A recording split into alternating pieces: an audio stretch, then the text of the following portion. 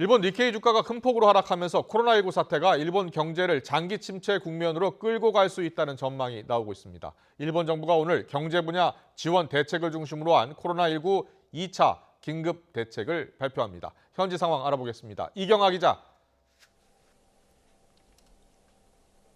네, 도쿄입니다. 네, 오늘 나올 2차 긴급 대책 주요 내용부터 정리해 볼까요? 네, 오늘 일본 정부가 발표할 예정인 2차 긴급 대책은 경영에 큰 어려움을 겪고 있는 중소기업인들과 소상공인들을 지원하는 데 초점이 맞춰져 있습니다. 이들을 대상으로 담보 없이 사실상 무이자로 대출을 받도록 하는 제도를 신설하겠다는 건데요. 특별 대출 예산은 약 5천억 엔, 우리 돈으로 5조 9천억 원 규모로 조성됩니다. 일본 정부의 이번 조치는 코로나19 사태의 영향이 전 분야로 확산하는 가운데 특히 최근 각종 경제 지표가 악화하는 현상이 두드러진 데 따른 것입니다. 이미 2만 선이 무너진 니케이 지수는 뉴욕 증시 급락 영향으로 오늘 오전 한때 19,000선 아래로 떨어졌다가 오후에 반등하면서 장을 마쳤습니다.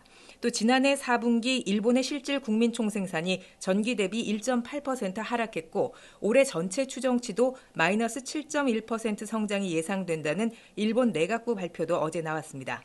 올 1분기에는 특히 코로나19 여파가 직접 영향을 미치고 있는 만큼 앞으로 각종 경제 전망치가 지금보다 더 나빠질 수도 있는 상황입니다.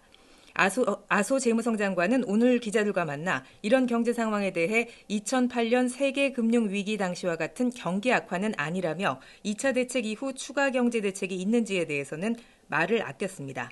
교도통신은 감염 확산에 따라 올 1분기도 역성장할 가능성이 있기 때문에 일본 경제가 장기 침체로 들어서는 갈림길에 서 있다고 분석하고 있습니다.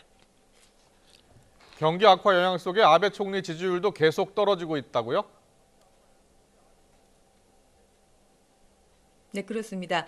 NHK가 지난 6일부터 9일까지 3일간 실시한 여론조사 결과를 오늘 발표했습니다. 아베 내각을 지지하지 않는다고 답한 사람은 41%로 나타나서 한 달 전 조사보다 4%포인트 올라갔습니다.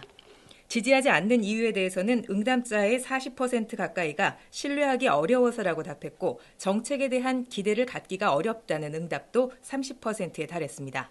반면 지지한다는 입장은 43%로 2%포인트 떨어진 것으로 나타났습니다.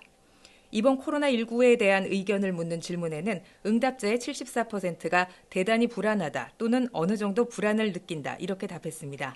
이런 불안감 때문인지 한국과 중국에 대한 입국 규제에 대해 응답자의 77%는 긍정적인 반응을 나타냈습니다.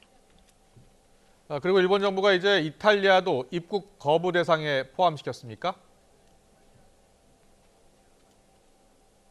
네, 그렇습니다. 밀라노 등 감염이 급속히 확산하고 있는 이탈리아 북부 롬바르디아 주 등 5개 주가 입국 규제 대상입니다.